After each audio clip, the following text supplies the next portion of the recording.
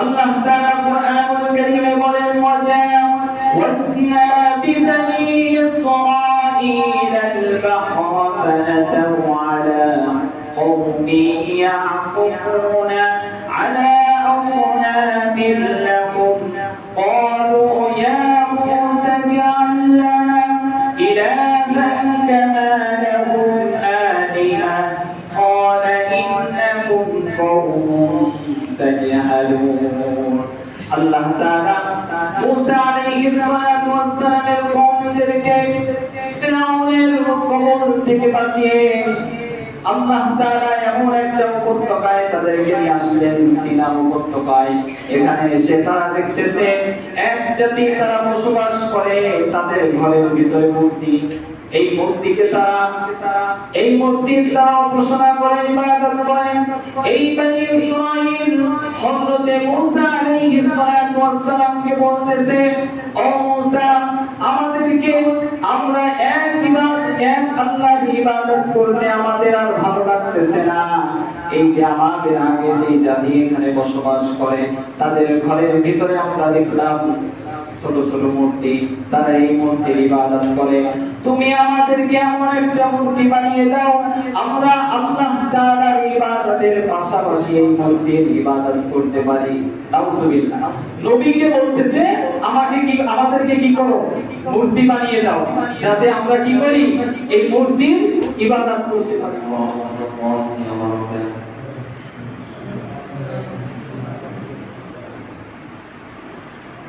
الحمد لله الأكرم الذي خلق الإنسان وكرمه وعلمه من البيان ما لم يعلم فسبحان الذي لا يحصى امتنانه باللسان ولا بالقلم ونشهد أن لا إله إلا الله وحده لا شريك له ونشهد أن سيدنا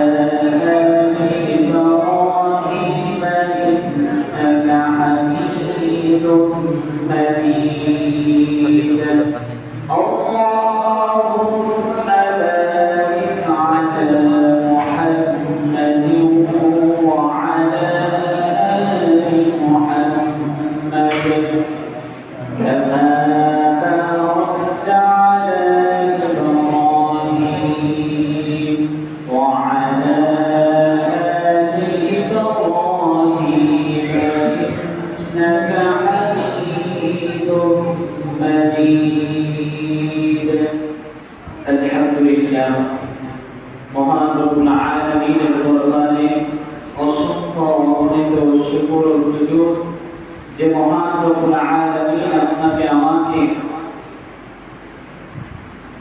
জুমার দিন আল্লাহর ঘর মসজিদে আসার মতো এবং কিছু দিনই কথা শোনার মতো তৌফিক দান করেছেন। এজন্য কালিমাতুশ শুকরিয়া আদায় করছি, সকলে বলছি আলহামদুলিল্লাহ। ربنا لك الحمد حمدا كثيرا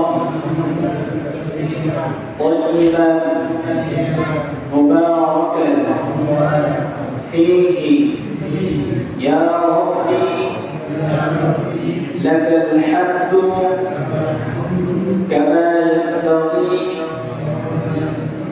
لجلال وجهك وعظيم سلطانك আলহামদুলিল্লাহ। আমরা মহান রব্বুল আলামিনের শুকরিয়া আদায় করলাম।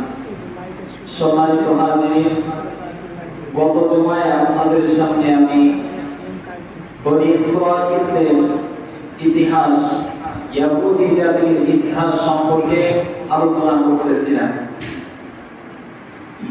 কিছু আলোচনা করার পর সময় স্বল্পতার কারণে বাকি আলোচনা সমাপ্ত করা হয়েছিল। আজকে যেখান থেকে আলোচনা শেষ করেছিলাম ওখান থেকে শুরু করব। ওমা তাওফীকি ইল্লা বিল্লাহ। বলতেছিলাম হযরত ইব্রাহিম আলাইহিস সালাতু ওয়াস সালামের প্রথম সন্তান হযরত ইসমাঈল আলাইহিস সালাতু ওয়াস সালাম তিনি মক্কায় এবং হযরত ইব্রাহিম আলাইহিস সালাতু ওয়াস সালাম তার দ্বিতীয় সন্তান তিনি আছেন ফিলিস্তিন হযরত ইসহাক আলাইহিস সালাতু ওয়াস সালাম।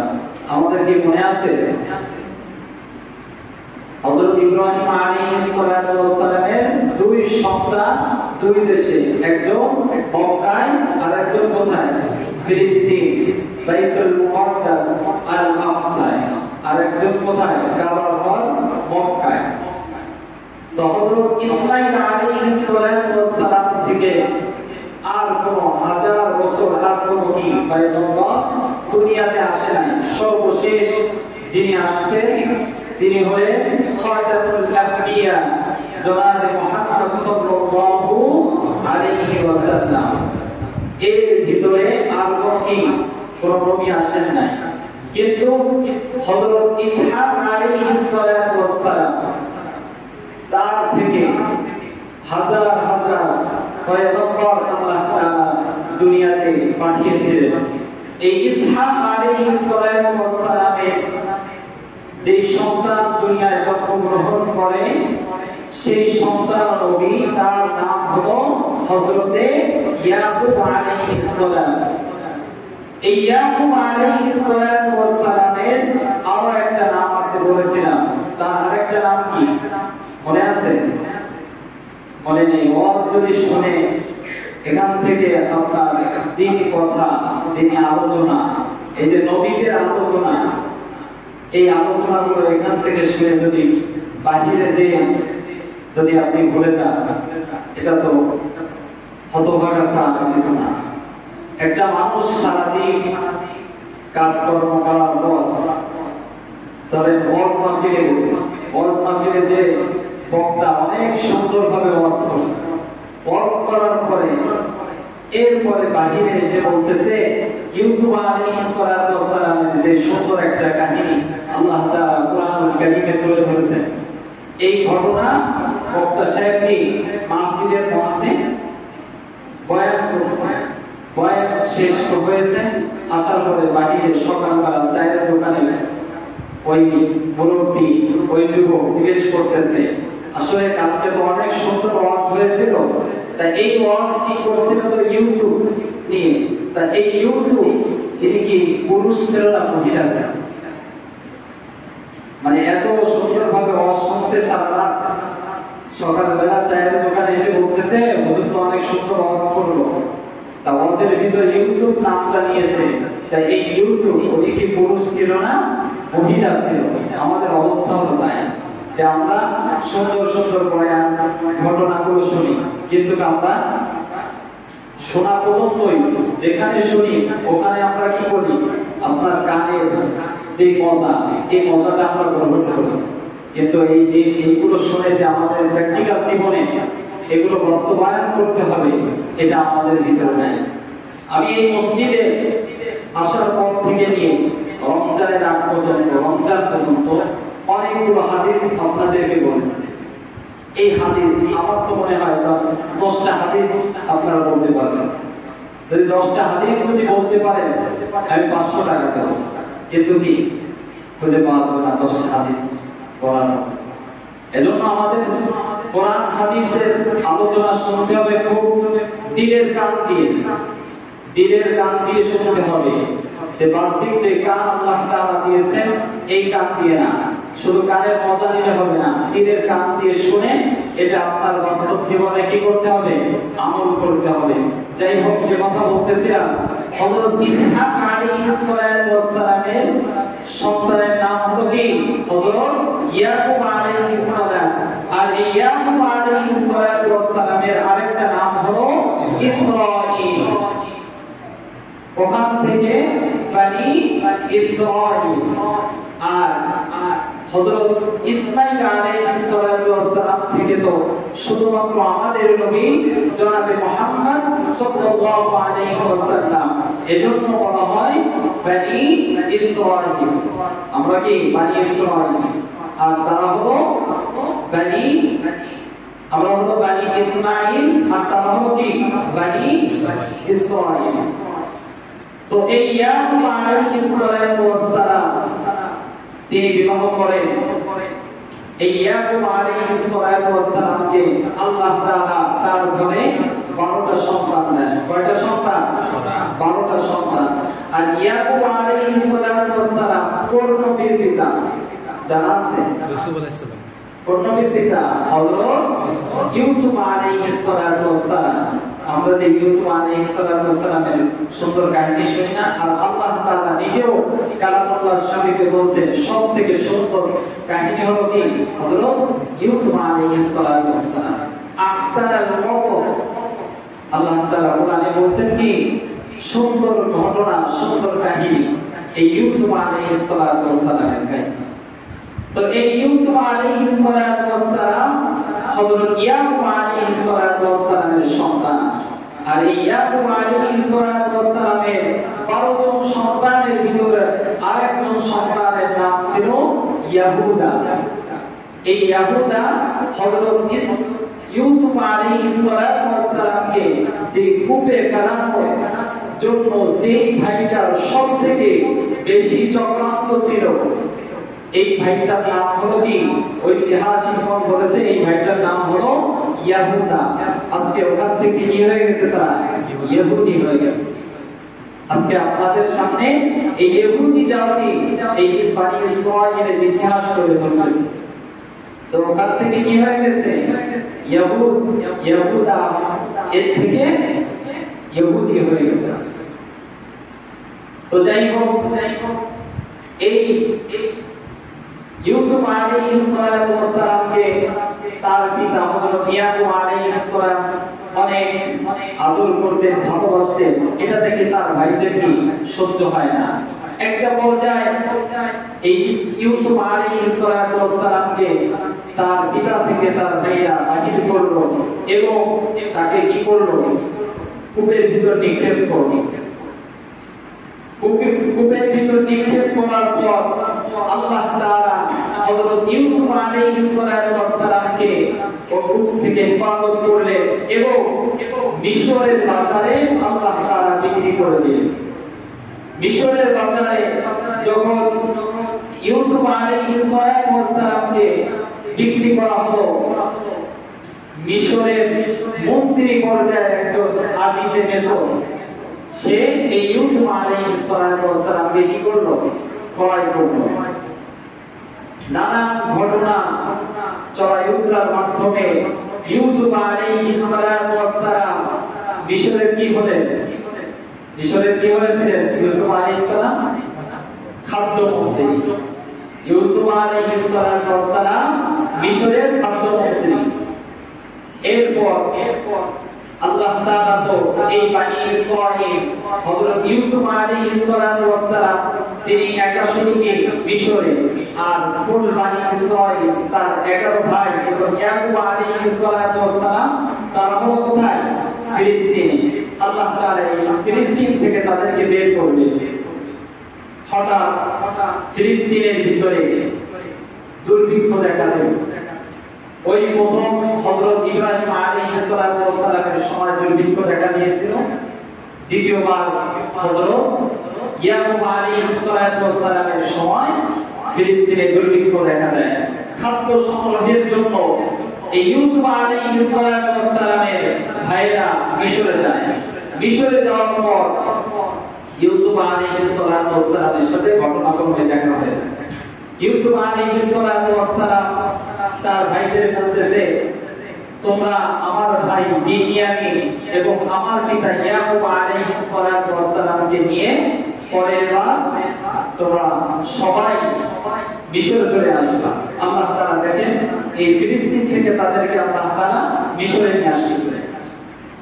হযরত ইউসুফ আলাইহিস সালাম তাদেরকে বলল যে আমি তো এখানে একটা মন্ত্রী পর্যায়ে আছি, আমি একটা ভালো অবস্থানে আছি, আমি তোমাদেরকে এখানে রাখবো, তোমরা সকলেই তোমরা মিশরে চলে আসো। ঐতিহাসিক বলে যে বানি ইসরাঈলের হযরত ইয়াকুব আলাইহিস সালাম এবং তার 11 ভাই তাদের আত্মীয় স্বজন বাচ্চা কাচ্চা সহ 70 জন ফিলিস্তিন থেকে হিজরত করে মিশরে আসে। কতজন আসে? 70 জন। এই 70 জন যখন ফিলিস্তিনে আসে, আসার পর ফিলিস্তিন থেকে মিশরে আসে, আসার পর তাদের আর কোনো কি নাই, অভাব অনটন নাই। আসলে আমার এই আলোচনা কত জমা যারা শুনছিলেন তাদের বুঝে আসে। আমি ফুল ঘটনা বলতেছি না, আমি বলতেছি যে ইহুদি জাতি এটা কোথা থেকে আসলো এটাই বলতেছি। আপনার হযরত ইউসুফ আলাইহিস সালামের ফুল ঘটনা আমি বলতেছি না, কিছু খন্ড খন্ড বলতেছি, যে আমরা এখান থেকে জানবো যে ইহুদি জাতি, আজকের যে ইহুদি যারা আমাদের মুসলিম ভাইদের উপর অত্যাচার করতেছে, জুলুম করতেছে, নির্যাতন করতেছে, এই ইহুদি জাতি কোথা থেকে আসলো? তো হযরত ইউসুফ আলাইহিস সালামের কাছে যখন তারা চলে আসলো, আসার পর তাদের আর কোনো কি নাই, অভাব অনটন নাই, যেহেতু ভাই নবী। আমরা এই মিশরের খাদ্যমন্ত্রী তারা খুব ভালো অবস্থানে এই মিশরের জমিনে তারা বসবাস করতে লাগলো। বসবাস করতে করতে এক পর্যায়ে হযরত ইউসুফ আলাইহিস সালামের ইন্তেকাল হয়ে যায়। ইউসুফ আলাইহিস সালামের ইন্তেকালের পর আপনার এই বনি ইসরাঈল জাতি 150 বছর, আরো 150 বছর তারা খুব সুন্দরভাবে এই মিশরে শান শওকতের সাথে তারা এই মিশরের জমিনে বসবাস করেছে। 150 বছর পর ফিরআউন ক্ষমতায় আসে। তখন পর্যন্ত মিশরের জমিনে ফিরআউন ক্ষমতায় আসে নাই। ওই সময় যে ক্ষমতাশালী দল ছিল, এই দলের নাম হলো হাকসুস জনগোষ্ঠী। এই জাতির নাম কি? এই দলের হাকসুস। এই জনগোষ্ঠী আপনার এই দল 150 বছর ছিল। হযরত ইউসুফ আলাইহিস সালামের ইন্তেকালের পরে 150 বছর এই হাকসুস জনগোষ্ঠী তারা এই মিশরে রাজত্ব করেছে। আর এই বানি ইসরাঈল যেহেতু তাদের ভাই খাদ্যমন্ত্রী ছিল, যদিও এই ভাই মৃত্যুবরণ করেছে, এই বানি ইসরাঈলের সাথে হাকসুস জনগোষ্ঠীর একটা সুসম্পর্ক গঠন হয়েছিল, তাদের সাথে একটা ভালো সম্পর্ক তৈরি হয়েছিল। এজন্য এই বানি ইসরাঈল এই হাকসুস জনগোষ্ঠী 150 বছর রাজত্ব করেছে। এই 150 বছর এই বানু ইসরাঈল তারা খুব সুখে শান্তিতে শান সম্পদের সাথে তারা কি করছে, বসবাস করছে।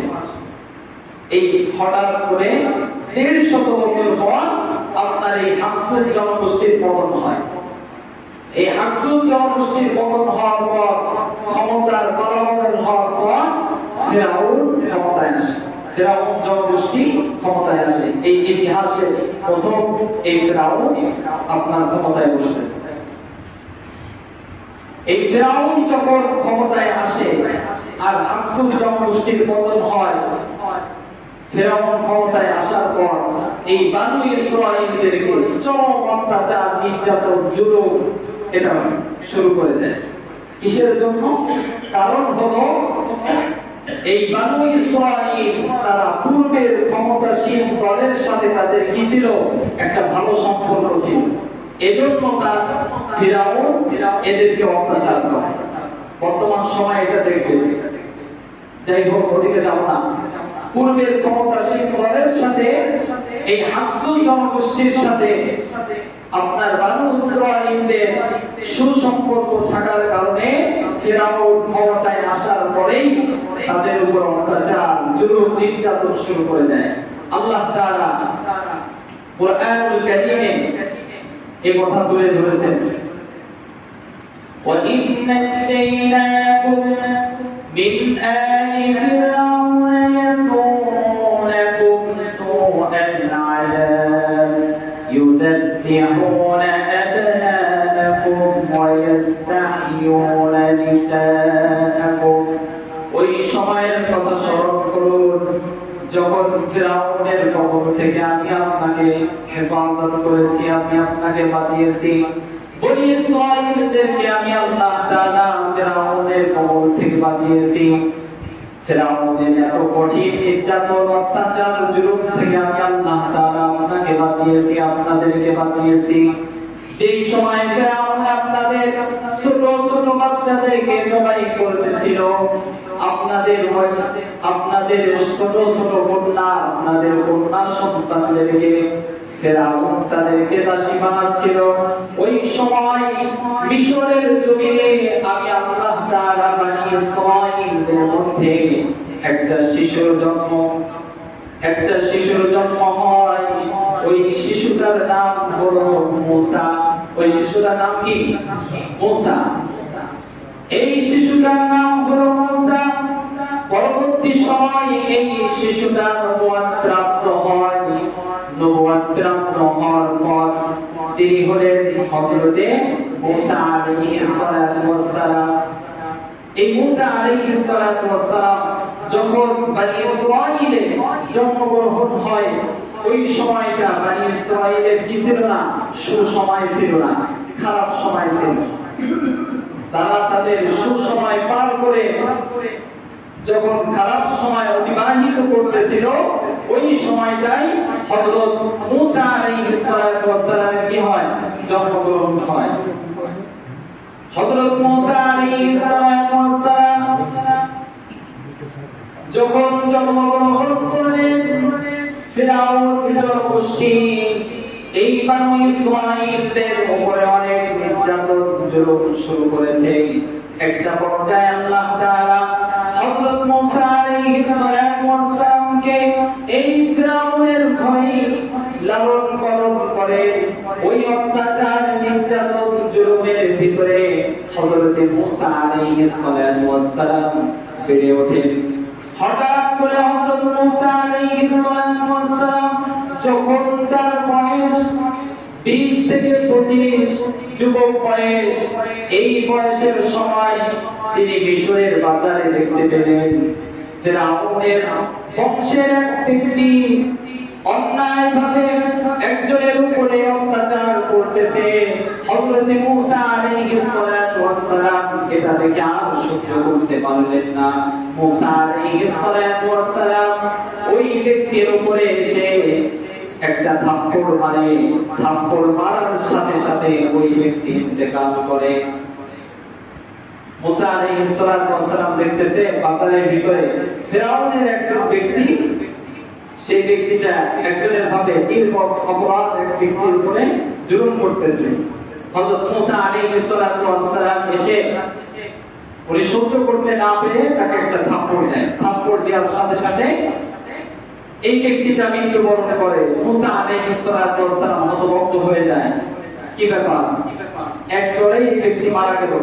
তিনি ভয় পেয়ে গেলেন, চিন্তা করলেন ফিরাউনের দল, এই ফিরাউন আমাকে তো ছাড়বে না।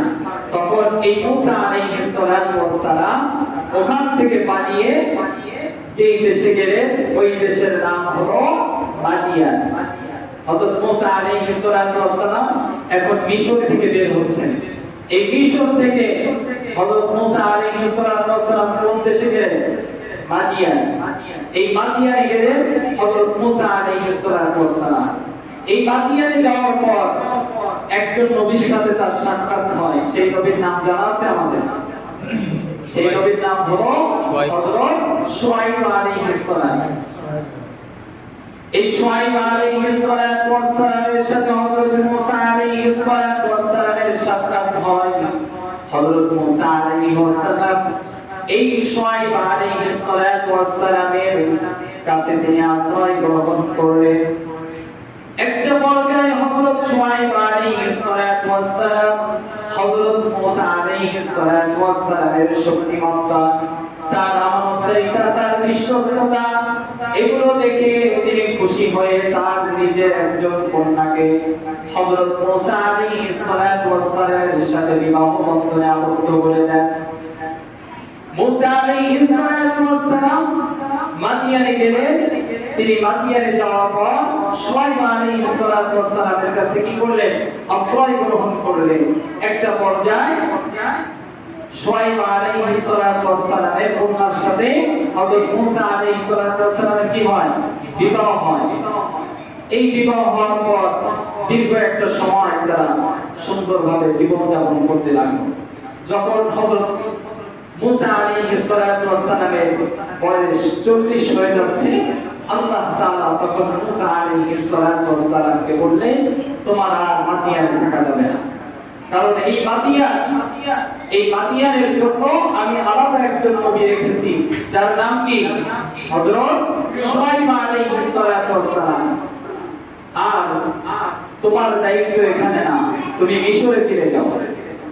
হযরত মুসা আলাইহিস সালাতু ওয়াস সালাম এবার মিশরে যাচ্ছে। কারণ বনি ইসরাইল কোথায়? তখন কোথায়? মিশরে। আর বনি ইসরাইলের নবী কোথায়? বনি ইসরাইলের নবী হলো মাদিয়ানে। আর উম্মত কোথায়? মিশরে। তার নবী এক দেশে, উম্মত আরেক দেশে, যা হয়। এজন্য আল্লাহ তাআলা মুসা আলাইহিস সালাতু ওয়াস সালামকে আবার তার উম্মতের কাছে নিচ্ছেন। আর এইখানের জন্য যে নবী আছে, এই নবীর নাম হলো হযরত শুআয়ব আলাইহিস সালাম। এর দ্বারা বোঝা গেল প্রত্যেকটা নবীর এক একটা অঞ্চল ভাগ করা।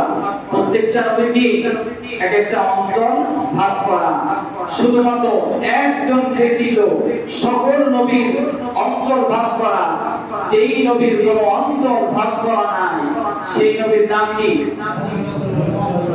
মুহাম্মাদুর রাসূলুল্লাহ সাল্লাল্লাহু আলাইহি ওয়াসাল্লাম।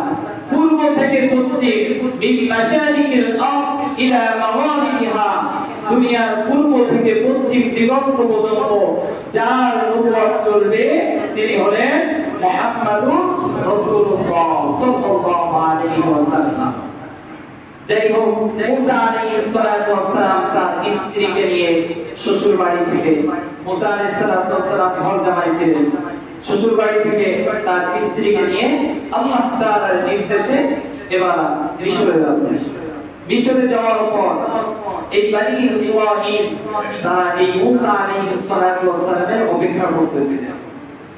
এই মুসা আলাইহিস সালাতু ওয়াস সালাম এই যে দ্বিতীয়বার আবার মিশরে গেলেন, কুরআনুল কারীমে যত জায়গায় মুসা আলাইহিস সালাতু ওয়াস সালাম এবং ফিরআউনের হাড্ডাহাড্ডি লড়াই এই কথা কোরআনে যেই কয় জায়গায় আছে, এই দ্বিতীয়বার যাওয়ার পর শুরু হয়েছে। একটা পর্যায়ে মুসা আলাইহিস সালাতু ওয়াস সালাম এবং ফিরআউনের ধাওয়া পাল্টা ধাওয়া লড়াই চলাচল হওয়ার পর আল্লাহ তাআলা এক পর্যায়ে মুসা আলাইহিস সালাতু ওয়াস সালামকে বললেন, মুসা আলাইহিস সালাতু ওয়াস সালামকে আল্লাহ তাআলা বললেন তোমার কওমদেরকে নিয়ে বাহরে আহমার লোহিত সাগরের পাড়ি দিয়ে ওপারে চলে যাও। আল্লাহ তাআলার হুকুমে হযরত মুসা আলাইহিস সালাতু ওয়াস সালাম এই বাহরে আহমার লোহিত সাগরের ওপারে চলে আসবেন। যখনই মুসা আলাইহিস সালাতু ওয়াস সালাম লোহিত সাগরের কাছে গেলেন, যাওয়ার পর দেখলেন পুরাটাই সাগর, যাওয়ার পর রাস্তা নাই। আল্লাহ তাআলা মুসা আলাইহিস সালাতু ওয়াস সালামকে তার হাতের লাঠি দ্বারা পানির উপরে বাড়ি মারতে বললেন। এই মুসা আলাইহিস সালাতু ওয়াস সালাম বাড়ি মারার পর 12টা গোত্রের জন্য 12টা রাস্তা হয়ে গেল। সুবহানাল্লাহ, 12টা গোত্রের জন্য 12টা রাস্তা হয়ে গেল। মুসা আলাইহিস সালাতু ওয়াস সালাম বনি ইসরাঈলদেরকে নিয়ে লোহিত সাগর পাড়ি দিচ্ছে। পাড়ি দেওয়ার পর ওই পাড়ে যাওয়ার পর এই পিছনে ছিল ফেরাউনের দল দেখলো সুন্দর রাস্তা। এই রাস্তা অতিক্রম করে আমরা মুসা আলাইহিস সালাতু ওয়াস সালামের কওমের লোকেদের এবং মুসা আলাইহিস সালাতু ওয়াস সালামকে হত্যা করব। ফেরাউন যখন লোহিত সাগরের মাঝ বরাবর, এমন সময় আল্লাহ রাব্বুল আলামিন এই সাগরদেরকে নির্দেশ দিলেন, এই ফেরাউন সহ তার দলকে আল্লাহ তাআলা এই পানিতে জমিয়ে মারলেন। আল্লাহ তাআলা যখন ফেরাউন মাঝ বরাবর গেল, আল্লাহ তাআলা এই সাগরের পানি দ্বারা তাদেরকে কি করলেন? জমিয়ে মারলেন। এই জমিয়ে মারার পর বনি ইসরাঈল তারা তো দেখতেছে এই কাহিনী। এরপর হযরত মুসা আলাইহিস সালাতু ওয়াস সালাম একটা বিষয় হলো, আপনি আপনার শত্রু, আপনার ঘর থেকে যদি আপনার শত্রু আপনাকে তাড়িয়ে দেয়, পরবর্তীতে আপনি জানতে পারলেন যে আপনার ওই শত্রু ইন্তেকাল করেছে, তাহলে তখন কি করবেন? আপনি আবার আপনার জায়গায় ফিরে আসবেন না। কিন্তু মুসা আলাইহিস সালাতু ওয়াস সালাম ওখান থেকে আর ফিরলেন না। মুসা আলাইহিস সালাতু ওয়াস সালাম কোথায় গেলেন? মুসা আলাইহিস সালাতু ওয়াস সালাম উনি আর পিছনে ব্যাক করলেন না। কোথায় গেলেন? এটা আমাদের অনেক মুসলমানদের অজানা। কেন মুসা আলাইহিস সালাতু ওয়াস সালাম আবার পিছনে আসলেন না? নিয়ম তো এটাই যে শত্রু তাদেরকে ধাওয়া করছে, আল্লাহ তাআলা এই শত্রুদেরকে মেরে ফেলছে, তারা দেখছে, কিন্তু তারা মিশরে না ফিরে কোথায় চললেন? মিশরে না ফিরে তারা কোথায় চললেন? তারা তো মিশরে ফিরে হযরত মুসা আলাইহিস সালাতু ওয়াস সালাম বাদশাহদের এবং বনি ইসরাঈল খুব রাজত্বের সাথে তারা বসবাস করত। কিন্তু মুসা আলাইহিস সালাতু ওয়াস সালাম পিছনে ব্যাক করলেন না। মুসা আলাইহিস সালাতু ওয়াস সালাম কোথায় গেলেন? মুসা আলাইহিস সালাতু ওয়াস সালাম গেলেন সেই জায়গায় যেখানে 450 বছর পূর্বে তার পূর্বপুরুষ বাস করত। হযরত ইব্রাহিম আলাইহিস সালাম, হযরত ইসহাক আলাইহিস সালাম, হযরত ইয়াকুব আলাইহিস সালাম এবং হযরত ইউসুফ আলাইহিস সালাম তারা হিজরত করে, যে ফিলিস্তিন থেকে হিজরত করে মিশরে আসছে, ওই তাদের সেই পূর্বের জায়গায় হযরত মুসা আলাইহিস সালাতু ওয়াস সালাম ফিরছিলেন। কারণ হযরত মুসা আলাইহিস সালাতু ওয়াস সালাম চাইলে পারতেন মিশরে এসে তার দলবল যারা ছিল, তার ব্যবসা বাণিজ্য তো সবকিছু, কারণ 450 বছর তারা এই মিশরে অবস্থান করতেছিলেন। মিশরে তাদের এখন জায়গা জমি হয়ে গেছে, তাদের থাকার জায়গা আছে, ঘর বাড়ি ব্যবসা বাণিজ্য সব তো মিশরে, কিন্তু সবকিছু ফেরায় ফিরে মিশর থেকে তারা কি ফিলিস্তিনে যাচ্ছেন। এবার ফিলিস্তিনে যাওয়ার সময় ফিলিস্তিন প্রবেশ করলেন। প্রবেশ করার পর যেখানে আল আকসা বাইতুল মুকাদ্দাস, এখানে প্রবেশ করতে পারতেছেন। ওই সময় এসে দেখেন যে এইখানে আরেকটা সম্প্রদায়ের লোকেরা তারা বসবাস করতেছে। কারণ জায়গা কি থাকে না, খালি থাকে না। আল্লাহ তাআলা এই 450 বছর যেহেতু জায়গাটা খালি, এজন্য আল্লাহ তাআলা আরেকটা জাতিকে এই জায়গায় বসাইছে। তো মুসা আলাইহিস সালাতু ওয়াস সালাম তারা একটা ফিরাউনের অত্যাচার, নির্যাতন, জুলুমের শিকার হয়ে তারা আসছেন। আসার পর তারা একটা জায়গায় আপনার অবস্থান করে, ওটা হলো আপনার সিনা উপত্যকায়। তারা সিনা উপত্যকায় অবস্থান করেন। আল্লাহ তাআলা এখানে তাদেরকে খাবার দাবার খেয়ে যাতে তারা সুস্থ হয়, এজন্য এই সিনা উপত্যকায় তারা একটা নিরাপদ বাসস্থান এখানে তারা ঘাঁটি বাঁধে। এরপরে আল্লাহ তাআলা এদেরকে তাদের পূর্বের যে জায়গা, পূর্বের যে ইব্রাহিম আলাইহিস সালাম, ইসহাক আলাইহিস সালাম যেখানে বাস করতেন, এই জায়গা আল্লাহ তাআলা দিবেন। কিন্তু এর আগে আল্লাহ তাআলা তাদেরকে সিনা উপত্যকায় রাখবেন। এই সিনা উপত্যকায় যখন তারা থাকলো, থাকার পর এই জাতি দেখলো সিনা উপত্যকায় তাদের আগে একটা জাতি বসবাস করে। এই জাতির ঘরের ভিতরে দেখলো তারা মূর্তি। এই বনি ইসরাঈল তারা ফিরাউনের কবল থেকে আল্লাহ তাআলা তাদেরকে রক্ষা করেছে। এরা এসে আল্লাহর সিজদা করে বন্দন করবে, আল্লাহর সিজদায় লুটিয়ে পড়বে। এরা তা না করে, আল্লাহ তাআলার শুকর আদায় না করে কি করতেছে দেখেন, আল্লাহ তাআলার শুকরিয়া তো করলো না, আল্লাহ তাআলার বিরুদ্ধে অবস্থান নিচ্ছে। সে কথা আল্লাহ তাআলা কোরআনে বলতেছে।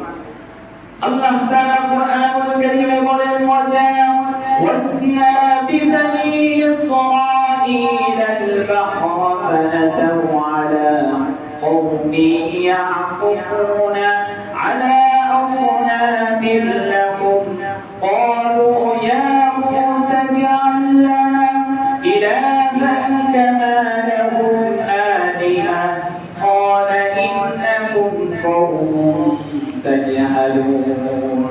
আল্লাহ তাআলা মুসা আলাইহিস সালাতু ওয়াস সালামের কওমদেরকে ফিরাউনের কবল থেকে বাঁচিয়ে আল্লাহ তাআলা এমন একটা উপত্যকায় তাদেরকে নিয়ে আসলেন, সিনা উপত্যকায়। এখানে এসে তারা দেখতেছে এক জাতি তারা বসবাস করে, তাদের ঘরের ভিতরে মূর্তি। এই মূর্তিকে তারা এই মূর্তির তারা উপাসনা করে, ইবাদত করে। এই বনি ইসরাঈল হযরতে মুসা আলাইহিস সালাতু ওয়াস সালামকে বলতেছে, ও মুসা, আমাদেরকে আমরা এক আল্লাহর ইবাদত করতে আমাদের আর ভালো লাগতেছে না। এই যে আমাদের আগে যে জাতি এখানে বসবাস করে, তাদের ঘরের ভিতরে আমরা দেখলাম ছোট ছোট মূর্তি, তারা এই মূর্তির ইবাদত করে। তুমি আমাদেরকে এমন একটা মূর্তি বানিয়ে দাও, আমরা আল্লাহ তাআলার ইবাদতের পাশাপাশি এই মূর্তির ইবাদত করতে পারি। নাউজুবিল্লাহ। নবীকে বলতেছে, আমাদেরকে কি করো, মূর্তি বানিয়ে দাও, যাতে আমরা কি করি, এই মূর্তির ইবাদত করতে পারি। কত বড় নিয়ম খারাপ জানো।